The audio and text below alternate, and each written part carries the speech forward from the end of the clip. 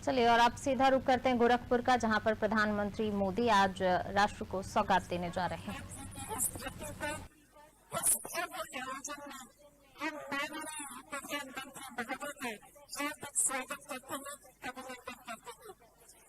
देश को निराशा के कुर्सी से निकालकर जन आकांक्षा की पूर्ति के पथ पर लाने वाले माननीय प्रधानमंत्री महोदय की आशीर्वाद से आज ये स्वप्न साकार हो रहे हैं।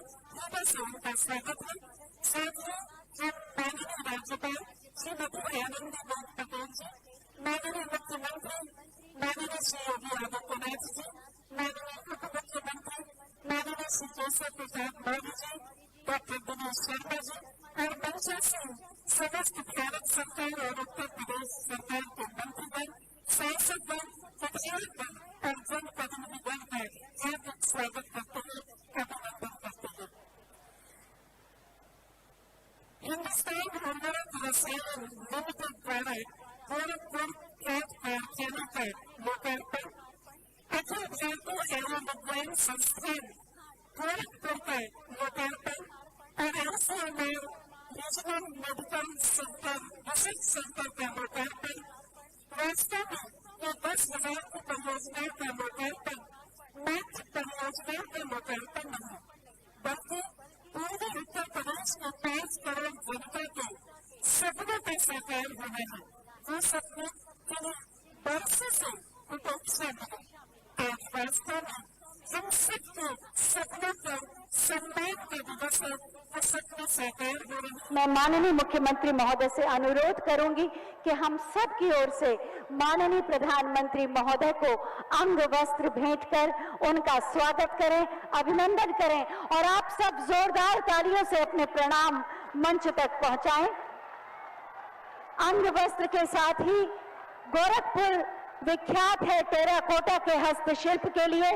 टेराकोटा से निर्मित मंगल मूर्ति भगवान श्री गणेश की प्रतिमा भी भेंट करेंगे माननीय मुख्यमंत्री महोदय, माननीय प्रधानमंत्री महोदय को।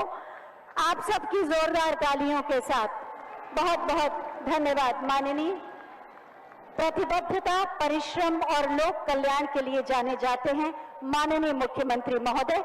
माननीय मुख्यमंत्री श्री योगी आदित्यनाथ जी से हम अनुरोध करेंगे कि वो अतिथियों का स्वागत करें, साथ ही अपने हृदय के उद्गार भी व्यक्त करें।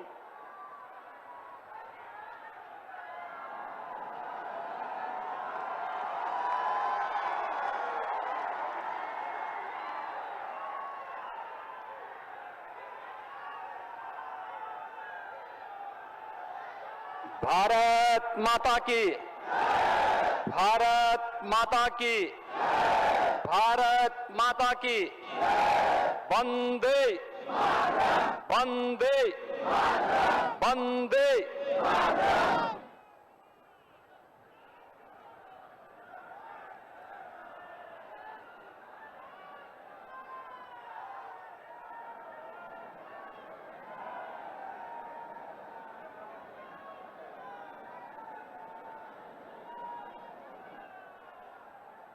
भाइयों बहनों, आज पूर्वी उत्तर प्रदेश अभिभूत है, उद्वेलित है और आनंद का उत्सव मना रहा है। देश के यशस्वी प्रधानमंत्री आदरणीय श्री नरेंद्र मोदी जी को अपने बीच में पाकर के मैं आप सब की ओर से आदरणीय प्रधानमंत्री जी का महायोगी भगवान गोरक्षनाथ की इस पावन धरती पर आज के श्लोकार्पण कार्यक्रम में हृदय से स्वागत करता हूं, अभिनंदन करता हूं। मंच पर उपस्थित प्रदेश की माननीय राज्यपाल श्रीमती आनंदीबेन पटेल जी, उत्तर प्रदेश सरकार में मेरे वरिष्ठ सहयोगी उप मुख्यमंत्री श्री केशव प्रसाद मौर्य जी, डॉक्टर दिनेश शर्मा जी, भारतीय जनता पार्टी के प्रदेश के अध्यक्ष माननीय श्री स्वतंत्र देव सिंह जी, केंद्रीय मंत्री माननीय श्रीमती अनुप्रिया पटेल जी, माननीय श्री पंकज चौधरी जी, प्रदेश सरकार में मेरे सहयोगी मंत्रीगण श्री स्वामी प्रसाद मौर्य जी, सूर्य प्रताप शाही जी, जय प्रताप सिंह जी, दारा सिंह चौहान जी, माननीय सांसद श्री ब्रजलाल जी, संजय निषाद जी, गोरखपुर के सांसद श्री रवि किशन जी, माननीय सांसद श्री कमलेश पासवान जी, रविंद्र कुशवाहा जी, जगदंबिका पाल जी, विजय कुमार दुबे जी, जयप्रकाश निषाद जी, शिव प्रताप शुक्ला जी, प्रवीण कुमार निषाद जी, डॉक्टर रमापति त्रिपाठी जी, श्री हरीश द्विवेदी जी, प्रदेश सरकार के सभी मंत्रीगण, सभी माननीय विधायकगण और भारी संख्या में पूर्वी उत्तर प्रदेश के अलग अलग क्षेत्रों से आए हुए भाइयों बहनों, मैं आप सबकी ओर से आज के इस लोकार्पण कार्यक्रम में आदरणीय प्रधानमंत्री जी का हृदय से स्वागत करता हूं, अभिनंदन करता हूं। आज का यह कार्यक्रम पूर्वी उत्तर प्रदेश की उस सपने को साकार करने जैसा है जो विपक्ष के लिए असंभव हो गया था। 3 दशकों तक जिसके लिए 5-5 सरकारों ने हामी भरने के बाद अंततः इसे असंभव बनाया था, उसे नामुमकिन बनाया था, लेकिन उसे संभव बनाने और उसे अपने नाम के अनुरूप मोदी है तो मुमकिन है यह बनाने का जो एक कार्य आज साकार रूप से पूर्वी उत्तर प्रदेश और देश देख रहा है, मैं इसके लिए पूर्वी उत्तर प्रदेश और उत्तर प्रदेश की जनता की ओर से आदरणीय प्रधानमंत्री जी का हृदय से स्वागत और अभिनंदन करता हूं। भाइयों बहनों, गोरखपुर का फर्टिलाइजर कारखाना 10 जून 1990 को बंद हो गया था और 1990 से लेकर के 2014 तक 24 वर्षों तक किसी ने भी सुध लेने का प्रयास नहीं किया। 2016 में आदरणीय प्रधानमंत्री जी ने गोरखपुर में ही आकर के गोरखपुर के इसी फर्टिलाइजर कारखाने का शिलान्यास किया था और आज भाइयों बहनों, पहले से गोरखपुर में स्थापित उर्वरक कारखाने के स्थान पर बना ये नया कारखाना पहले की तुलना में 4 गुना बड़ा क्षमता का आज बनकर के तैयार हो गया है। और अगर शिलान्यास प्रधानमंत्री जी के कर कमलों से हुआ है तो उद्घाटन भी प्रधानमंत्री जी के कर कमलों से हो रहा है। भाइयों बहनों, इसके साथ ही गोरखपुर और पूर्वी उत्तर प्रदेश, ये लगातार ये माना जाता था कि यहां पे बीमारी है। पहले मलेरिया के कारण, फिर यहां पर कालाजार के कारण, इंसेफ्लाइटिस से 40 वर्षों से लगातार मौतें होती थी, हजारों मौतें होती थी।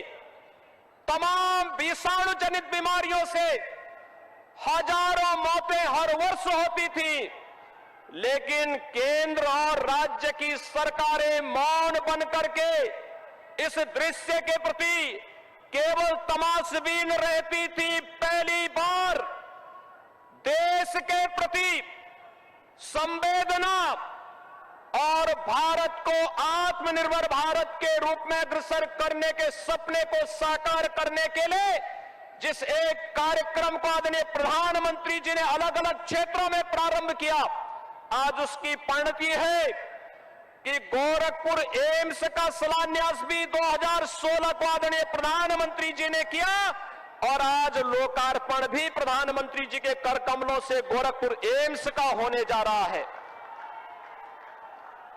हेल्थ इंफ्रास्ट्रक्चर में मैं अभिनंदन करूंगा आदरणीय प्रधानमंत्री जी का। आज उत्तर प्रदेश 17 करोड़ लोगों को कोरोना की वैक्सीन देने जा रहा है। 17 करोड़ लोग उत्तर प्रदेश के अंदर कोरोना वैक्सीन अब ले चुके होंगे और देश के अंदर 130 करोड़ लोग फ्री में वैक्सीन, सबको वैक्सीन, दुनिया का वैक्सीनेशन का सबसे बड़ा कैंपेन अगर कोई वर्तमान में चला रहा है तो आदरणीय प्रधानमंत्री जी के मार्गदर्शन में, उनके नेतृत्व में भारत चला रहा है। और हेल्थ इंफ्रास्ट्रक्चर में भाइयों बहनों 2014 के पहले यहां पर पूर्वी उत्तर प्रदेश में एकमात्र मेडिकल कॉलेज गोरखपुर था और आज गोरखपुर में एम्स, बीआरडी मेडिकल कॉलेज में सुपर स्पेशलिटी ब्लॉक का शिलान्यास आदरणीय प्रधानमंत्री जी ने 2016 में किया और उद्घाटन 2019 में इसी भूमि पर किया था। देवरिया में मेडिकल कॉलेज प्रारंभ हो चुका है, कुशीनगर में मेडिकल कॉलेज का कार्य प्रारंभ हो गया है, सिद्धार्थनगर और बस्ती के मेडिकल कॉलेज प्रारंभ हो चुके हैं, बलरामपुर में नया मेडिकल कॉलेज बन रहा है, गोंडा में मेडिकल कॉलेज का कार्य प्रारंभ हो रहा है, बहराइच का मेडिकल कॉलेज प्रारंभ हो चुका है, अयोध्या का मेडिकल कॉलेज भी प्रारंभ हो चुका है। आज आप देखेंगे मेडिकल कॉलेज की एक श्रृंखला, लंबी श्रृंखला 2014 तक उत्तर प्रदेश में सरकारी और निजी क्षेत्र में केवल 17 मेडिकल कॉलेज थे, 12 जनपद इससे मात्र आच्छादित थे। आज भाइयों बहनों उत्तर प्रदेश के 59 जनपदों में मेडिकल कॉलेज हैं और शेष 16 जनपदों के लिए भी मेडिकल कॉलेज निर्माण की कार्रवाई युद्ध स्तर पर आगे बढ़ रही है। कोरोना प्रबंधन दुनिया ने प्रधानमंत्री मोदी जी की संवेदना और उनके नेतृत्व को लोहा माना है, एक आदर्श के रूप में माना है, दुनिया उसकी सराहना कर रही है। आज भाइयों बहनों गोरखपुर में ही जब इंसेफ्लाइटिस के मरीज आते थे तो यहां से सैंपल जांच करने के लिए एनआईवी पुणे भेजना पड़ता था। जब तक ये कंफर्म होता था कि ये इंसेफ्लाइटिस है तब तक मरीज या तो मर चुका होता था या फिर वह शारीरिक और मानसिक दिव्यांगता का शिकार हो जाता था। हम आभारी हैं आदरणीय प्रधानमंत्री जी के, आज उनके कर कमलों से गोरखपुर की रीजनल वायरल रिसर्च सेंटर का भी, जिसमें कोरोना के साथ साथ इंसेफ्लाइटिस, डेंगू, कालाजार, चिकनगुनिया, मलेरिया और तमाम वेक्टर बॉर्न डिजीज के जांच की सुविधा भी उपलब्ध होगी, उसका भी उद्घाटन और यहां पर आज लोकार्पण आदरणीय प्रधानमंत्री जी के कर कमलों से होने जा रहा है। आज यहां पर लोकार्पित होने वाली योजनाएं देश के आजादी के अमृत महोत्सव वर्ष में और चौरी चौरा के शताब्दी महोत्सव के अवसर पर देश की खाद्य सुरक्षा और स्वास्थ्य सुरक्षा की गारंटी देने वाला आत्मनिर्भर भारत की एक नई तस्वीर प्रस्तुत कर रहा है और इस नई तस्वीर को प्रस्तुत करने वाले दुनिया के सबसे लोकप्रिय नेता देश के यशस्वी प्रधानमंत्री जी का मैं आज गोरखपुर की धरती पर आप सभी भाइयों बहनों की ओर से हृदय से स्वागत करता हूं, अभिनंदन करता हूं। धन्यवाद। जय हिंद, जय जय श्री राम। बहुत बहुत धन्यवाद माननीय आपके प्रेरणादायी उद्बोधन के लिए। जैसे माननीय मुख्यमंत्री महोदय ने अपने उद्बोधन में बताया कि ये क्षेत्र वर्षों तक जापानीज इंसेफेलाइटिस जैसी घातक बीमारियों से ग्रस्त रहा है। माननीय प्रधानमंत्री महोदय के मार्गदर्शन और माननीय मुख्यमंत्री महोदय के कुशल नेतृत्व में अब इस क्षेत्र को इन बीमारियों से छुटकारा मिला है। संघर्ष से सफलता, संघर्ष से सिद्धि की इस यात्रा पर एक छोटी सी फिल्म आइए देखते हैं। दशकों से पूर्वांचल पिछली सरकारों की अनदेखी के चलते मूलभूत सुविधाओं का अभाव झेल रहा था और कई गंभीर बीमारियों के अभिशाप से भी ग्रस्त था। ऐसी ही एक बीमारी जिसे JES, AES, जापानी एंसेफेलाइटिस, जापानी बुखार या दिमागी बुखार के नाम से जाना जाता है, पूर्वांचल के लिए अभिशाप बन गई थी। वर्ष 2014 के बाद माननीय प्रधानमंत्री नरेंद्र मोदी जी ने देश में बेहतर स्वास्थ्य सेवाओं के निर्माण के लिए अनेकों कदम उठाए। स्वच्छ भारत मिशन के अंतर्गत घर घर शौचालय निर्माण से दैनिक जीवन में स्वच्छता पर जोर दिया, जिससे देश में स्वच्छता के प्रति जागरूकता आई। आयुष्मान भारत के तहत प्रधानमंत्री जन आरोग्य योजना से आम जन को जोड़ा। इसी का परिणाम है कि आज आम नागरिक इलाज में खर्च की चिंता किए बिना अपना इलाज समय पर करवा पाते हैं। माननीय प्रधानमंत्री जी ने पूर्वांचल को एम्स की सौगात दी। मिशन इंद्रधनुष के माध्यम से टीकाकरण को व्यापक बनाया, स्वास्थ्य सुविधाओं के विकास पर जोर दिया। वर्ष 2017 में माननीय मुख्यमंत्री योगी आदित्यनाथ, जो समस्या के मूल कारण से भली भांति परिचित थे, उन्होंने सांसद रहते हुए भी बार बार इस बीमारी की गंभीरता और इसके उन्मूलन के लिए लगातार आवाज उठाई और लगातार प्रयास करते रहे। मुख्यमंत्री जी ने जापानी बुखार के पूर्वांचल से उन्मूलन को प्राथमिकता बनाया। इसके लिए 7 विभागों के समन्वय से इस पर नियंत्रण की योजना बनाई। टीकाकरण अभियान को घर घर तक पहुंचाया। प्रदेश में स्वच्छ भारत मिशन के अंतर्गत घर घर शौचालय बनवाए। जल जीवन मिशन के माध्यम से शुद्ध पेयजल उपलब्ध कराया। राष्ट्रीय स्वास्थ्य मिशन के तहत संचारी रोग अभियान व घर घर दस्तक अभियान की शुरुआत की। आसपास के क्षेत्रों की सफाई करवाई। इसके सार्थक परिणाम आए और जापानी बुखार के केसों में गिरावट आई। इसके साथ ही मुख्यमंत्री आरोग्य मेले के माध्यम से हर गांव तक मुफ्त इलाज की सुविधा पहुंचाई।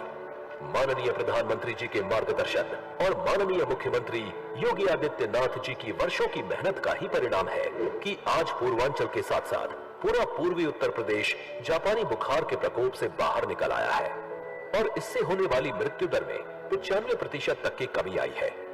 स्वास्थ्य सुविधाओं को और मजबूती देने के लिए आज माननीय प्रधानमंत्री जी द्वारा बाबा राघव दास मेडिकल कॉलेज के regional medical research centre Gorakhpur की 9 अत्याधुनिक लैब्स का लोकार्पण किया जा रहा है, जहां जापानी एंसेफेलाइटिस सहित विभिन्न कीटाणु व विषाणु जनित बीमारियों का परीक्षण और शोध कार्य किया जाएगा।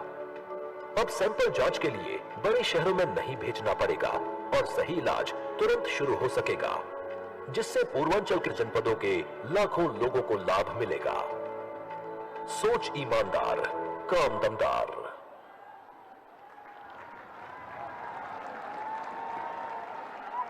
आज माननीय प्रधानमंत्री महोदय 10,000 की 3 परियोजनाओं को राष्ट्र को समर्पित करके उत्तर प्रदेश को, विशेष रूप से पूर्वी उत्तर प्रदेश को एक सुरक्षा कवच भी देंगे, रोजगार के अवसर भी बढ़ाएंगे और समृद्धि के द्वार भी खोलेंगे।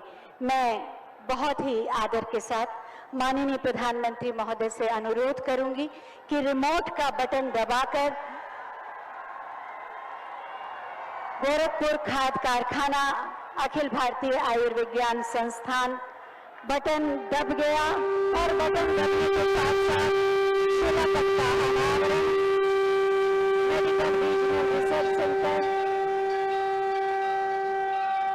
और एक नया अध्याय जुड़ गया। पूर्वी उत्तर प्रदेश में विकास का, स्वास्थ्य का और समृद्धि का अनावरण हो चुका है। बहुत बहुत धन्यवाद। माननीय प्रधानमंत्री महोदय ने जैसे ही बटन दबाया, अनावरण हुआ, वैसे ही शुरू हो गया गोरखपुर का खाद कारखाना। आप देख सकते हैं उत्पादन प्रारंभ। प्रतिदिन 3,850 मीट्रिक टन यूरिया के उत्पादन की क्षमता वाला ये अद्भुत खाद कारखाना जो किसानों की यूरिया की जरूरत को पूरा करेगा, यूरिया की उपलब्धता के क्षेत्र में भारत को आत्मनिर्भर बनाएगा और रोजगार के नए अवसर के साथ समृद्धि के द्वार खोलेगा। इस कारखाने के बारे में और भी अधिक जानकारी देने के लिए, इसकी विशेषताओं के बारे में बताने के लिए एक छोटी सी फिल्म तैयार की गई है। आइए देखते हैं।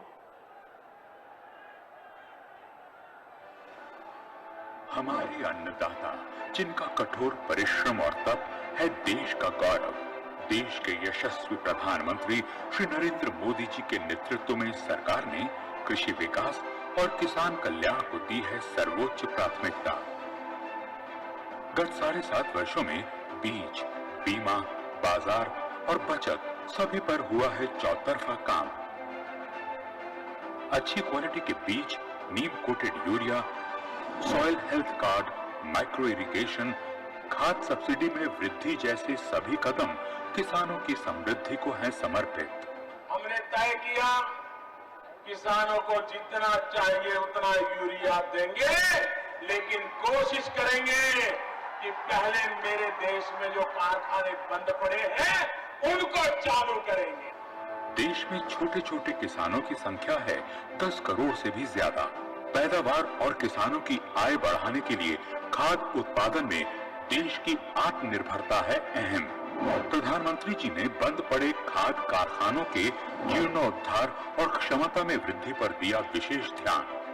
इसी क्रम में 2016 में देश के पूर्वी राज्यों में वर्षों से बंद पड़े 3 खाद कारखानों को फिर से शुरू करने के लक्ष्य के साथ हिंदुस्तान उर्वरक एवं रसायन लिमिटेड की स्थापना करने का बड़ा निर्णय लिया गया। गोरखपुर का खाद कारखाना 30 वर्षों से ठप पड़ा था। बंद पड़े कारखाने के कारण लोग लंबे समय से परेशान थे। बहुतों की नौकरियां छिन गईं, तो कारखाने के कारण चलने वाले अन्य कारोबार भी सिमटते चले गए, जिसके कारण एक बड़ी आबादी के रोजी रोजगार पर संकट आ गया। खाद की आपूर्ति पूरी तरह प्रभावित थी, जिसका जमकर फायदा बिचौलिए उठाते थे। यूरिया की जमाखोरी और कालाबाजारी होती थी। अधिक दाम पर खाद खरीदने के दबाव के कारण मेहनती किसानों पर आर्थिक मार पड़ती थी, तो बिना खाद के फसल नुकसान का डर सताता रहता था। गोरखपुर खाद कारखाने को फिर से चालू कराने की लोगों की मांग पर पहले की सरकारों के वायदे सिर्फ खोखले ही साबित हुए थे। इस निराशा भरे माहौल को बदलने के लिए माननीय योगी आदित्यनाथ जी ने सांसद रहते हुए लगातार आवाज उठाई। किसानों के हितों को समर्पित माननीय प्रधानमंत्री श्री नरेंद्र मोदी जी ने 2016 में गोरखपुर खाद कारखाने के पुनरुद्धार की आधारशिला रखी और आज गोरखपुर की धरती साक्षी बन रही है उस ऐतिहासिक अवसर का, जब प्रधानमंत्री जी के द्वारा गोरखपुर खाद कारखाना किया जा रहा है राष्ट्र को समर्पित। 8,600 करोड़ में बना गोरखपुर खाद कारखाना प्रतिदिन 3,850 मीट्रिक टन यूरिया और 2,200 मीट्रिक टन लिक्विड अमोनिया का करेगा उत्पादन। ऊर्जा कुशल, सुरक्षित एवं पर्यावरण अनुकूल गोरखपुर खाद कारखाने से उत्तर प्रदेश के साथ साथ पड़ोसी राज्यों जैसे बिहार, उड़ीसा, पश्चिम बंगाल, पंजाब और हरियाणा के किसानों को भी सहजता से उपलब्ध होगा नीम कोटेड यूरिया। नीम कोटेड यूरिया से कालाबाजारी पर लगेगी रोक और बीज से बाजार के संकल्प को मिलेगा बल। यह छोटे किसानों की आय बढ़ाने में निभाएगा बड़ी भूमिका। कारखाने के संचालन से गोरखपुर और आसपास के क्षेत्र छुएंगे विकास की नई बुलंदी को।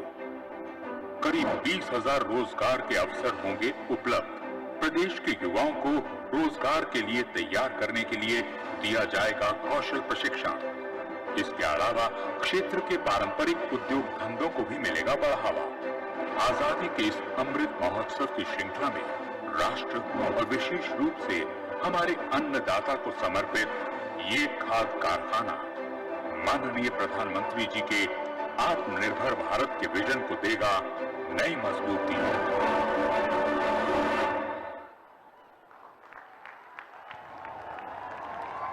अभी आपने देखा कि गोरखपुर खाद कारखाना किस तरह से उपयोगी होगा और आत्मनिर्भर भारत के निर्माण में महत्वपूर्ण भूमिका निभाएगा। आज ही माननीय प्रधानमंत्री महोदय ने अखिल भारतीय आयुर्विज्ञान संस्थान गोरखपुर भी राष्ट्र को समर्पित किया है। इसके खूबियों और लाभ के बारे में एक फिल्म आइए देखते हैं।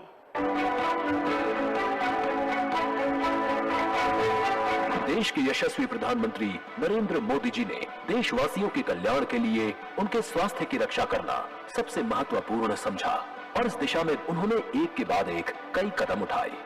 2014 से पहले बदहाल मेडिकल इंफ्रास्ट्रक्चर की हालत में सुधार लाने के लिए उन्होंने तेजी से विकास किया और आज देश चिकित्सा के क्षेत्र में आत्मनिर्भरता की राह पर है।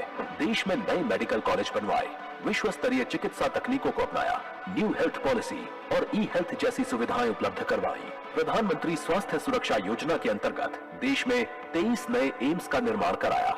Fit India movement, yoga day, Ayushman Bharat और डिजिटल स्वास्थ्य मिशन जैसी मुहिम शुरू की। माननीय प्रधानमंत्री जी ने उत्तर प्रदेश को 2 एम्स की सौगात दी है। पूर्वांचल का व्यक्ति बीमार होता था तो उसे पता नहीं चलता था कहां जाऊं, कैसे जाऊं, इलाज कहां करवाऊं। ये पूर्वांचल को एम्स देकर के मैंने यहां के गरीबों की बीमारी की भी चिंता करने का काम ईमानदारी के साथ किया है मेरे भाई। गोरखपुर में 1011 करोड़ की लागत से 112 एकड़ में विस्तृत 18 स्पेशलिटी व 17 सुपर स्पेशलिटी विभागों वाले एम्स का निर्माण कराया गया है। देश का सबसे प्रतिष्ठित हॉस्पिटल एम्स, जिसमें इलाज करवाने के लिए प्रदेश के लोगों को दिल्ली जाना पड़ता था, वो एम्स अब गोरखपुर में आ गया है, जिससे पूर्वांचल के साथ साथ पड़ोसी राज्य बिहार और झारखंड सहित पड़ोसी देश नेपाल के लोगों को भी उच्च स्तर की चिकित्सकीय सुविधाओं से वंचित नहीं होना पड़ेगा। 750 बेड और 14 ऑपरेशन थिएटर की क्षमता वाले गोरखपुर एम्स में सिटी स्कैन, MRI एवं अल्ट्रासाउंड की सुविधा सहित कई गंभीर बीमारियों के इलाज की सुविधा है। इसके अलावा चिकित्सा शिक्षा के 25 से अधिक पाठ्यक्रमों सहित MBBS की 125 सीटें हैं। गोरखपुर एम्स के निर्माण से स्वास्थ्य सेवाओं के साथ साथ युवाओं को प्रत्यक्ष और अप्रत्यक्ष रूप में रोजगार के अवसर प्राप्त होंगे और आवागमन बढ़ने से स्थानीय उद्योगों को भी बढ़ावा मिलेगा। आज आजादी के 75वें वर्ष को पूरा देश अमृत महोत्सव के रूप में मना रहा है। इसी कड़ी में माननीय प्रधानमंत्री जी गोरखपुर एम्स को राष्ट्र को समर्पित कर रहे हैं। ये माननीय प्रधानमंत्री जी के स्वस्थ भारत, सुरक्षित भारत के साथ साथ आत्मनिर्भर भारत के संकल्प को भी मजबूती देगा। सोच ईमानदार, काम दमदार। आज लोकार्पित की गई 3 परियोजनाओं में से तीसरी परियोजना BRD मेडिकल कॉलेज में ICMR regional medical research centre का उद्घाटन।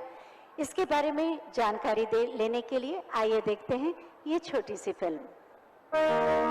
कोरोना महामारी ने स्वास्थ्य सेवाओं के बुनियादी ढांचे को मजबूत करने के लक्ष्य को और दृढ़ बनाया है। प्रधानमंत्री श्री नरेंद्र मोदी ने स्वास्थ्य क्षेत्र के मूलभूत ढांचे को मजबूत करने की दिशा में कई अहम कदम उठाए हैं। इसी सोच के तहत देश में स्वास्थ्य अनुसंधान के लिए नए संस्थानों का निर्माण किया जा रहा है। इस समय देश में 80 वायरल डायग्नोस्टिक और रिसर्च लैब्स हैं। इनको और बेहतर बनाया जाएगा। महामारियों में बायोसेफ्टी लेवल 3 की लैब चाहिए। ऐसी 15 नई लैब को ऑपरेशनल किया जाएगा। इसके अलावा देश में 4 नए नेशनल इंस्टीट्यूट ऑफ वायरोलॉजी और 1 national institute for one health भी स्थापित किया जा रहा है। इसी दिशा में ICMR क्षेत्रीय आयुर्विज्ञान अनुसंधान केंद्र गोरखपुर एक मिसाल है। अत्याधुनिक सुविधाओं से युक्त क्षेत्रीय आयुर्विज्ञान अनुसंधान केंद्र का नया भवन इलाके में मलेरिया, टीबी, HIV, कैंसर और कुष्ठ रोग जैसी बीमारियों के अनुसंधान के नए क्षितिज खोलेगा। ये संस्थान नए और उभरते संक्रमणों, पोषण संबंधी समस्या और इसके अलावा मधुमेह, हाई बीपी, हृदय रोग जैसे रोगों को दूर करेगा। इस संस्थान के द्वारा क्षेत्रीय आबादी को अत्याधुनिक टेस्टिंग फैसिलिटी का लाभ मिलेगा, जिससे उन्हें रोगों की जांच के लिए सैंपल बाहर नहीं भेजना पड़ेगा और जांच के परिणाम भी समय से मिलेंगे। ये संस्थान क्षेत्रीय बीमारियों के नए इलाज तथा जांच के तरीकों की खोज करेगा, जिससे रोगों का बोझ कम करने में मदद मिलेगी। साथ ही स्वास्थ्य संकेतकों में सुधार के साथ साथ अंतर विभागीय सहयोग और क्षमता निर्माण में सहायता के लिए एक मंच प्रदान करेगा। इस भवन का रिकॉर्ड गति से निर्माण किया गया है, जिससे कि क्षेत्र के लोग जल्द से जल्द इसकी सुविधाओं का लाभ उठा सके।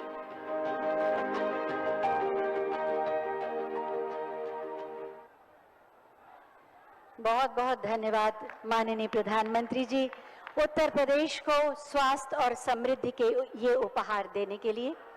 माननीय प्रधानमंत्री जी ने देश को एक मंत्र दिया, सबका साथ, सबका विकास, सबका विश्वास और सबका प्रयास। वास्तव में आज जिन परियोजनाओं का लोकार्पण हुआ, उनके माध्यम से यही मंत्र फलीभूत हुआ है। मैं बहुत ही आदर के साथ माननीय प्रधानमंत्री महोदय से अनुरोध करूंगी कि अपने आशीर्वचनों से हमें अभिसिंचित करें। भारत माता की।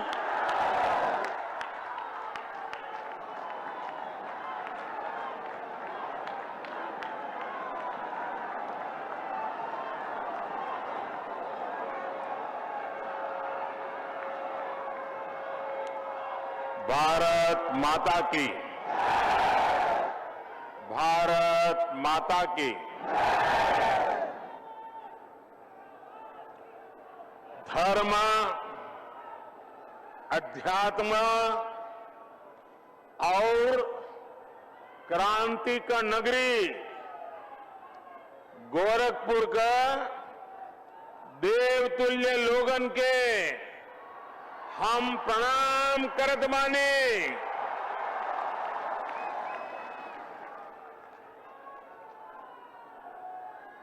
परमहंस योगानंद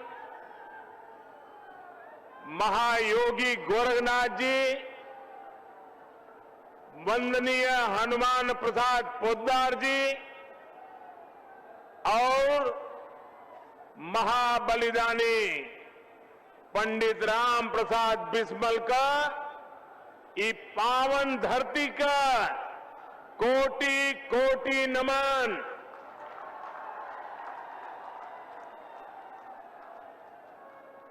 आप सब लोग जौने खाद कारखाना और एम्स का बहुत दिन से इंतजार करत रही है, आज वो घड़ी आ गई बा। आप सबके बहुत बहुत बधाई। मेरे साथ मंच पर उपस्थित उत्तर प्रदेश की राज्यपाल श्रीमती आनंदीबेन पटेल जी, उत्तर प्रदेश के यशस्वी कर्मयोगी मुख्यमंत्री योगी आदित्यनाथ जी, उत्तर प्रदेश के उप मुख्यमंत्री केशव प्रसाद मौर्य, डॉक्टर दिनेश शर्मा, भारतीय जनता पार्टी उत्तर प्रदेश के अध्यक्ष श्री स्वतंत्र देव सिंह जी, अपना दल की राष्ट्रीय अध्यक्ष और मंत्रिमंडल में हमारी साथी बहन अनुप्रिया पटेल जी, निषाद पार्टी के अध्यक्ष भाई संजय निषाद जी, मंत्रिमंडल में मेरे सहयोगी श्री पंकज चौधरी जी, उत्तर प्रदेश सरकार के मंत्री श्री जय प्रताप सिंह जी, श्री सूर्य प्रताप शाही जी, श्री दारा सिंह चौहान जी, स्वामी प्रसाद मौर्य जी, उपेंद्र तिवारी जी, सतीश द्विवेदी जी, जयप्रकाश निषाद जी, राम चौहान जी, आनंद स्वरूप शुक्ला जी, संसद में मेरे साथीगण, यूपी विधानसभा और विधान परिषद के सदस्यगण और विशाल संख्या में हमें आशीर्वाद देने के लिए आए हुए मेरे प्यारे भाइयों और बहनों,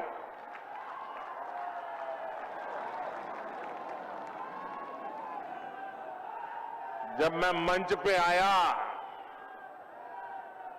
तो मैं सोच रहा था ये भीड़ है, वो यहां नजर भी नहीं पहुंच रही, लेकिन जब उस तरफ देखा तो मैं हैरान हो गया, इतनी बड़ी तादाद में लोग, और मैं नहीं मानता हूं शायद उनको दिखाई भी नहीं देता होगा, सुनाई भी नहीं देता होगा, इतने दूर दूर लोग झंडे हिला रहे हैं।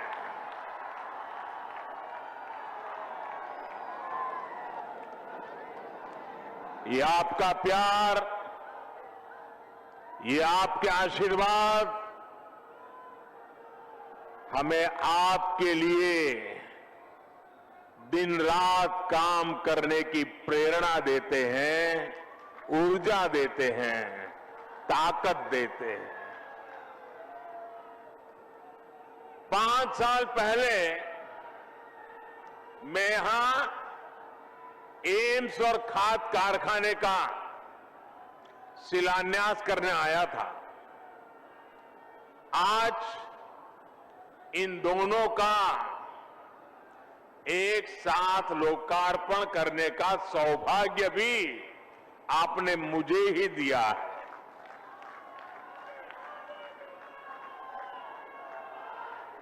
आईसीएमआर के रीजनल मेडिकल रिसर्च सेंटर को भी आज अपनी नई बिल्डिंग मिली है।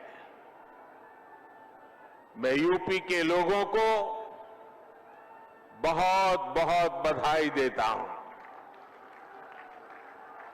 साथियों, गोरखपुर में फर्टिलाइजर प्लांट का शुरू होना, गोरखपुर में एम्स का शुरू होना अनेक संदेश दे रहा है। जब डबल इंजन की सरकार होती है तो डबल तेजी से काम भी होता है। जब नेक नियत से काम होता है तो आपदाएं भी अवरोध नहीं बन पाती। जब गरीब, शोषित, वंचित की चिंता करने वाली सरकार होती है तो वो परिश्रम भी करती है, परिणाम भी ला करके दिखाती है। गोरखपुर में आज हो रहा आयोजन इस बात का भी सबूत है कि नया भारत जब ठान लेता है तो इसके लिए कुछ भी असंभव नहीं है। साथियों, जब 2014 में आपने मुझे सेवा का अवसर दिया था तो उस समय देश में फर्टिलाइजर सेक्टर बहुत बुरी स्थिति में था। देश के कई बड़े बड़े खाद कारखाने बरसों से बंद पड़े थे और विदेशों से आयात लगातार बढ़ता जा रहा था।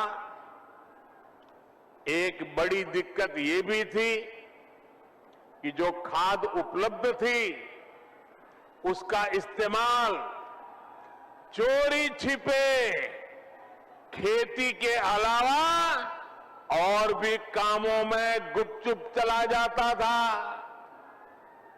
इसलिए देश भर में यूरिया की किल्लत तब सुर्खियों में रहा करती थी। किसानों को खाद के लिए लाठी गोली तक खानी पड़ती थी। ऐसी स्थिति से देश को निकालने के लिए ही हम एक नए संकल्प के साथ आगे बढ़े। हमने 3 सूत्रों पर एक साथ काम करना शुरू किया। एक, हमने यूरिया का गलत इस्तेमाल रोका। यूरिया की 100% नीम कोटिंग की। दूसरा, हमने करोड़ों किसानों को सॉइल हेल्थ कार्ड दिए ताकि उन्हें पता चल सके कि उनके खेत को किस तरह की खाद की जरूरत है। और तीसरा, हमने यूरिया के उत्पादन को बढ़ाने पर जोर दिया।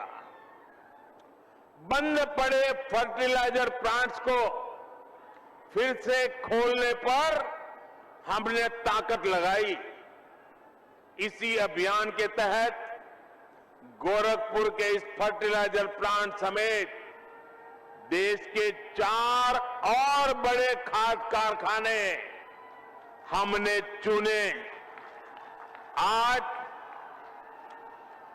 एक की शुरुआत हो गई है, बाकी भी अगले वर्षों में शुरू हो जाएंगे। साथियों, गोरखपुर फर्टिलाइजर प्लांट को शुरू करवाने के लिए एक और भगीरथ कार्य हुआ है। जिस तरह से भगीरथ जी गंगा जी को लेकर आए थे, वैसे ही इस फर्टिलाइजर प्लांट तक ईंधन पहुंचाने के लिए ऊर्जा गंगा को लाया गया है। पीएम ऊर्जा गंगा गैस पाइपलाइन परियोजना के तहत हल्दिया से जगदीशपुर पाइपलाइन बिछाई गई है।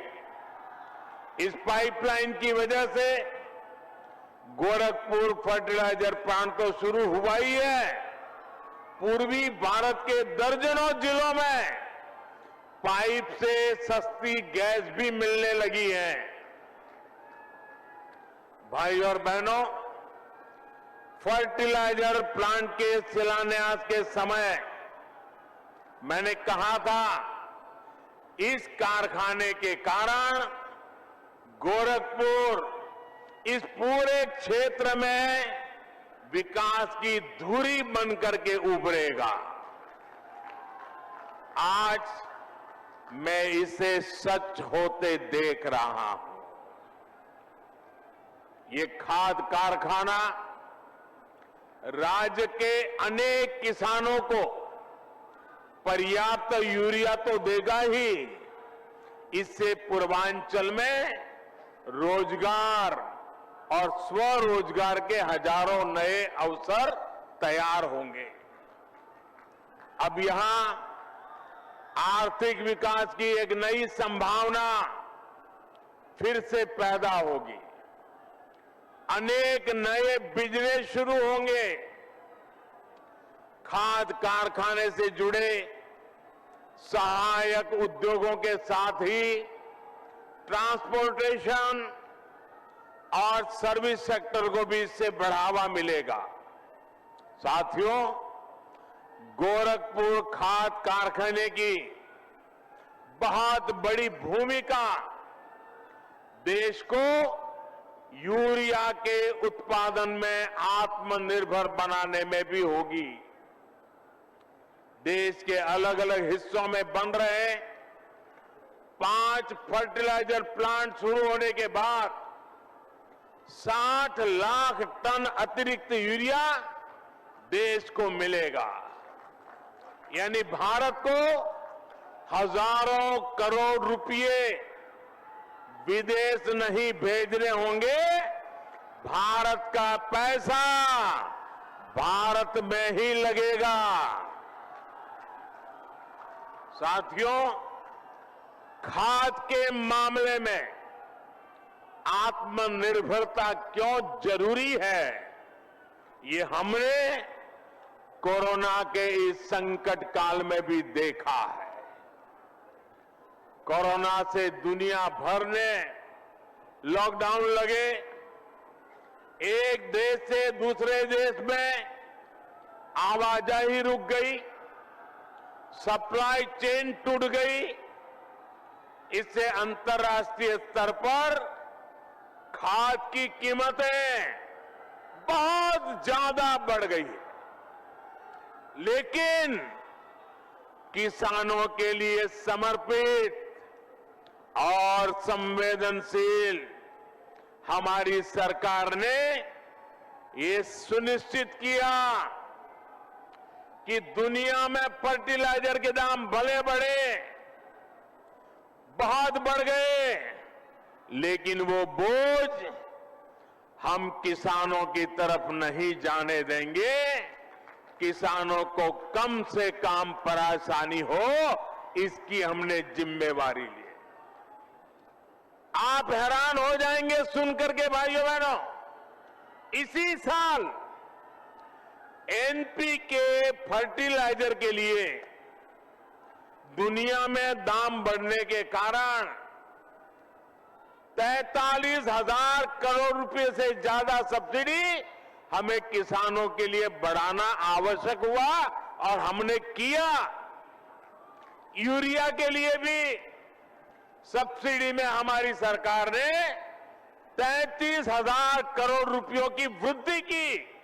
क्यों? कि दुनिया में दाम बढ़े, उसका बोझ हमारे किसानों पर न जाए।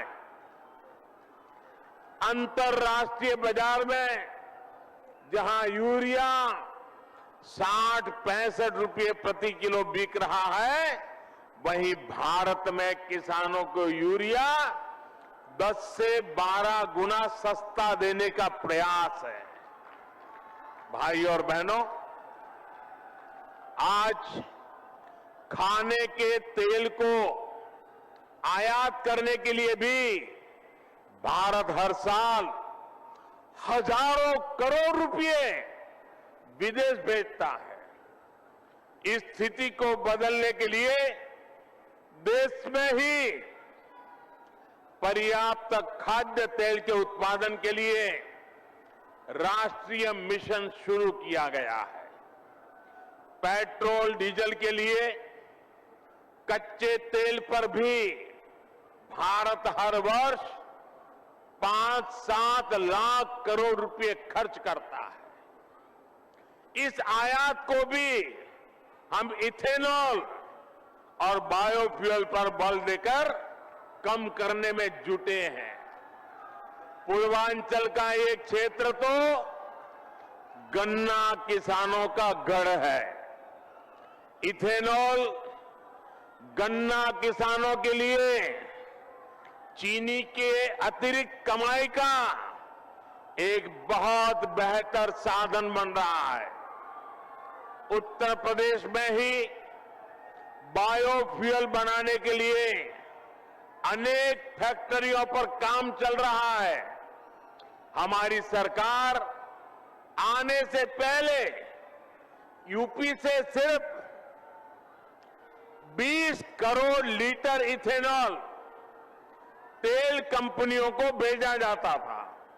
आज करीब करीब 100 करोड़ लीटर इथेनॉल अकेले उत्तर प्रदेश के किसान भारत की तेल कंपनियों को भेज रहे हैं। पहले खाड़ी का तेल आता था, अब झाड़ी का भी तेल आने लगा है।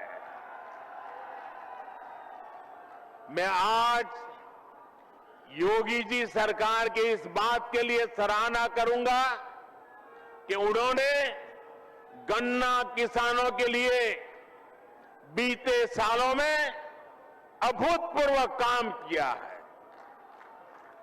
गन्ना किसानों के लिए लाभकारी मूल्य हाल में 350 रुपये तक बढ़ाया है। पहले की 2 सरकारों 10 साल में जितना भुगतान गन्ना किसानों को किया था, लगभग उतना योगी जी की सरकार ने अपने 4.5 साल में किया है। भाई और बहनों, सही विकास वही होता है जिसका लाभ सब तक पहुंचे, जो विकास संतुलित हो, जो सबके लिए हितकारी हो। और ये बात वही समझ सकता है जो संवेदनशील हो, जिसे गरीबों की चिंता हो। लंबे समय से गोरखपुर सहित ये बहुत बड़ा क्षेत्र सिर्फ एक मेडिकल कॉलेज के भरोसे चल रहा था। यहां के गरीब और मध्यम वर्गीय परिवार को इलाज के लिए बनारस या लखनऊ जाना पड़ता था। 5 साल पहले तक दिमागी बुखार की इस क्षेत्र में क्या स्थिति थी, ये मुझसे ज्यादा आप लोग जानते हैं। यहां मेडिकल कॉलेज में भी जो रिसर्च सेंटर चलता था, उसकी अपनी बिल्डिंग तक नहीं थी।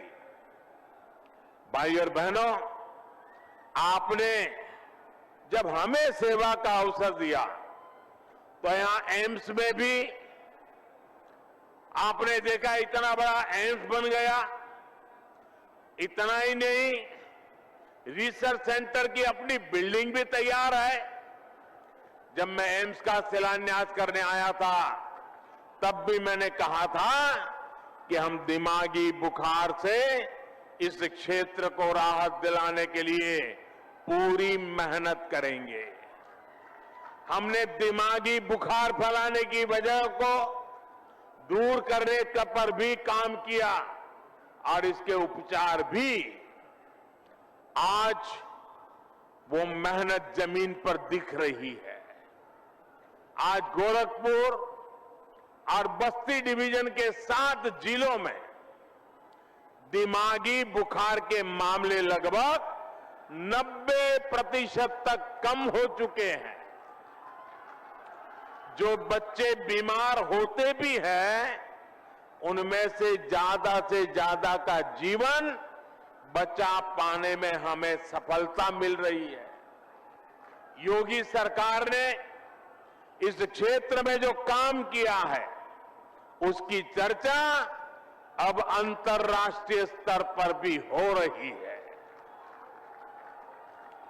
एम्स और आईसीएमआर रिसर्च सेंटर बनने से अब इंसेफ्लाइटिस से मुक्ति के अभियान को और मजबूती मिलेगी। इससे दूसरी संक्रामक बीमारियां, महामारियों के बीच उसके बचाव में भी यूपी को बहुत मदद मिलेगी। भाई और बहनों, किसी भी देश को आगे बढ़ने के लिए बहुत आवश्यक है कि उसकी स्वास्थ्य सेवाएं सस्ती हो, सर्वसुलभ हो, सबकी पहुंच में हो। वरना मैंने भी इलाज के लोगों को एक शहर से दूसरे शहर तक चक्कर लगाते, अपनी जमीन गिरवी रखते, दूसरों से पैसों की उधारी लेते हमने भी बहुत देखा है। मैं देश के हर गरीब, दलित, पीड़ित, शोषित, वंचित, चाहे वो किसी भी वर्ग का हो, किसी भी क्षेत्र में रहता हो, इस स्थिति से बाहर निकालने के लिए जी जान से जुटा हूं। पहले सोचा जाता था कि एम्स जैसे बड़े मेडिकल संस्थान बड़े शहरों के लिए होते हैं, जबकि हमारी सरकार अच्छे से अच्छे इलाज को, बड़े से बड़े अस्पताल को देश के दूर सुदूर क्षेत्रों तक ले जा रही है। आप कल्पना कर सकते हैं, आजादी के बाद से इस सदी की शुरुआत तक देश में सिर्फ एक एम्स था, एक। अटल जी ने 6 और एम्स स्वीकृत किए थे अपने कालखंड में। बीते 7 वर्षों में 16 नए एम्स बनाने पर देश भर में काम चल रहा है। हमारा लक्ष्य ये है कि देश के हर जिले में कम से कम एक मेडिकल कॉलेज जरूर हो। मुझे खुशी है कि यहां यूपी में भी अनेक जिलों में मेडिकल कॉलेज का काम तेजी से आगे बढ़ रहा है। और अभी योगी जी पूरा वर्णन कर रहे थे कहां मेडिकल कॉलेज का काम हुआ है। हाल में ही यूपी के 9 मेडिकल कॉलेज का एक साथ लोकार्पण करने का अवसर आपने मुझे भी दिया था।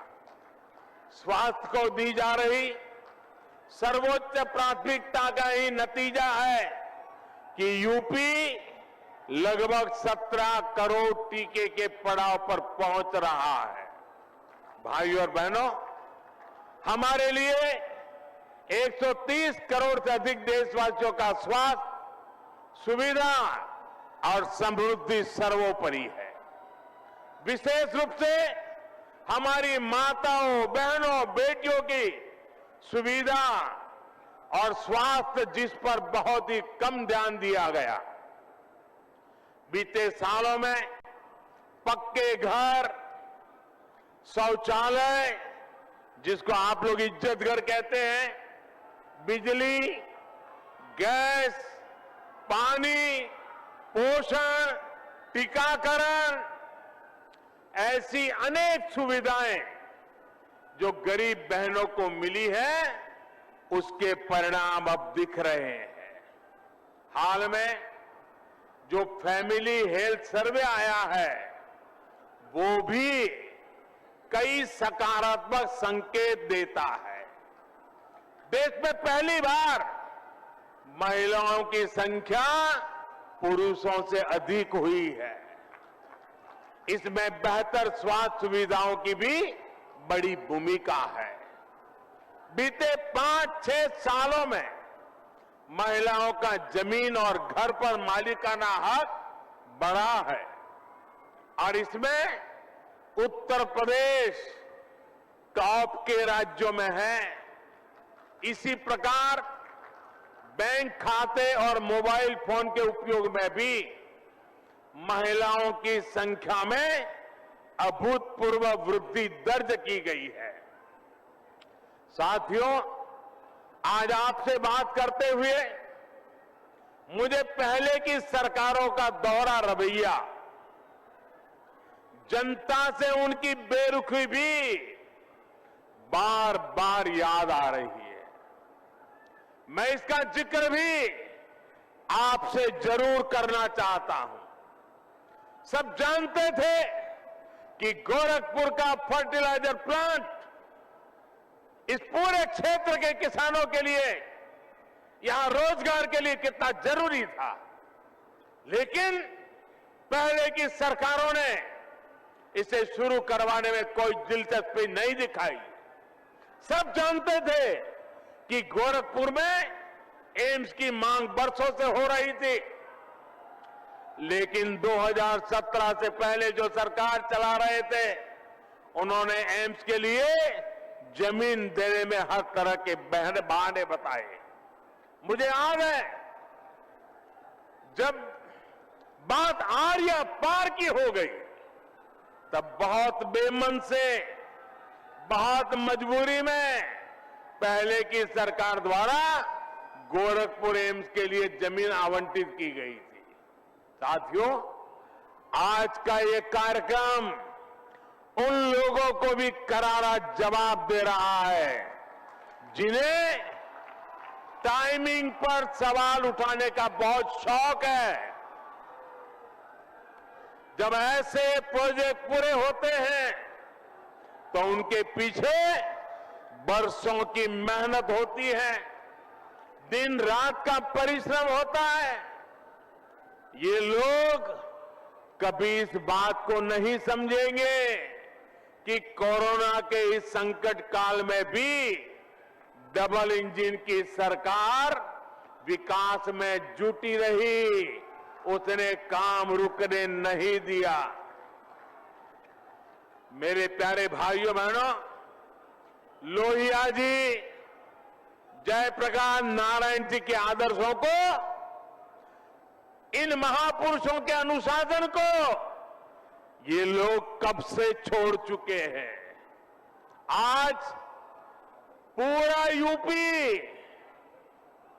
भली भांति जानता है कि लाल टोपी वालों को लाल बत्ती से मतलब रहा है। उनको आपके दुख तकलीफ से कोई लेना देना नहीं है। ये लाल टोपी वालों को सत्ता चाहिए, घोटालों के लिए, अपनी तिजोरी भरने के लिए, अवैध कब्जों के लिए, माफियाओं को खुली छूट देने के लिए। लाल टोपी वालों को सरकार बनानी है आतंकवादियों पर मेहरबानी दिखाने के लिए, आतंकियों को जेल से छुड़ाने के लिए। और इसलिए याद रखिए, लाल टोपी वाले यूपी के लिए रेड अलर्ट है, रेड अलर्ट, यानी खतरे की घंटी है। साथियों, यूपी का गन्ना किसान नहीं भूल सकता है कि योगी जी के पहले की जो सरकार थी उसने कैसे गन्ना किसानों को पैसे के भुगतान में रुला दिया था। किस्तों में जो पैसा मिलता था उसमें भी महीनों का अंतर होता था। उत्तर प्रदेश में चीनी मिलों को लेकर कैसे कैसे खेल होते थे, क्या क्या घोटाले किए जाते थे, इससे पूर्वांचल और पूरे यूपी के लोग अच्छी तरह परिचित है। साथियों, हमारी डबल इंजन की सरकार आपकी सेवा करने में जुटी है, आपका जीवन आसान बनाने में जुटी है। भाइयों बहनों, आपको विरासत में जो मुसीबतें मिली हैं, हम नहीं चाहते हैं कि आपको ऐसी मुसीबतें विरासत में आपके संतानों को देने की नौबत आए। हम ये बदलाव लाना चाहते हैं। पहले की सरकारों के वो दिन भी देश ने देखे हैं जब अनाज होते हुए भी गरीबों को नहीं मिलता था। आज हमारी सरकार ने सरकारी गोदाम गरीबों के लिए खोल दिए हैं और योगी जी पूरी ताकत से हर घर अन्न पहुंचाने में जुटे हुए हैं। इसका लाभ यूपी के लगभग 15 करोड़ लोगों को हो रहा है। हाल ही में पीएम गरीब कल्याण अन्न योजना को होली से आगे तक के लिए बढ़ा दिया गया है। साथियों, पहले बिजली सप्लाई के मामले में यूपी के कुछ जिले वीआईपी थे, वीआईपी। योगी जी ने यूपी के हर जिले को आज वीआईपी बनाकर बिजली पहुंचाने का काम किया है। आज योगी जी की सरकार में हर गांव को बराबर और भरपूर बिजली मिल रही है। पहले की सरकारों ने अपराधियों को संरक्षण देकर यूपी का नाम बदनाम कर दिया था। आज माफिया जेल में है और निवेशक दिल खोलकर यूपी में निवेश कर रहे हैं। यही डबल इंजन का डबल विकास है। इसलिए डबल इंजन की सरकार पर यूपी को विश्वास है। आपका ये आशीर्वाद हमें मिलता रहेगा। इसी अपेक्षा के साथ एक बार फिर से आप सबको बहुत बहुत बधाई। मेरे साथ जोर से बोलिए, भारत माता की, भारत माता की, भारत माता की। बहुत बहुत धन्यवाद।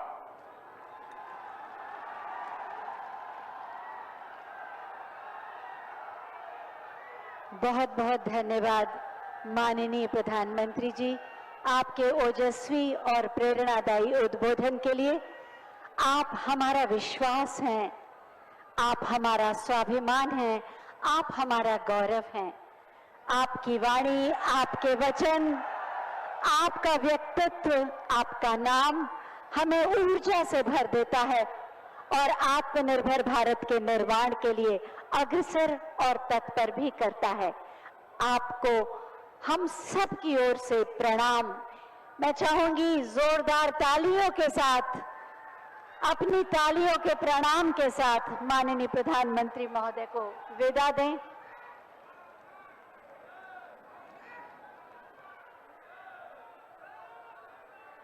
नए भारत के निर्माता, वो भारत जो असंभव को संभव कर देता है, और इसीलिए भारतवासी विश्वास के साथ कहते हैं, मोदी है तो मुमकिन है। असंभव को संभव करने वाले माननीय प्रधानमंत्री महोदय को करतल ध्वनि के साथ विदा दीजिए, अपने विश्वास के साथ, अपने आशीर्वाद के साथ। इसी के साथ ये आयोजन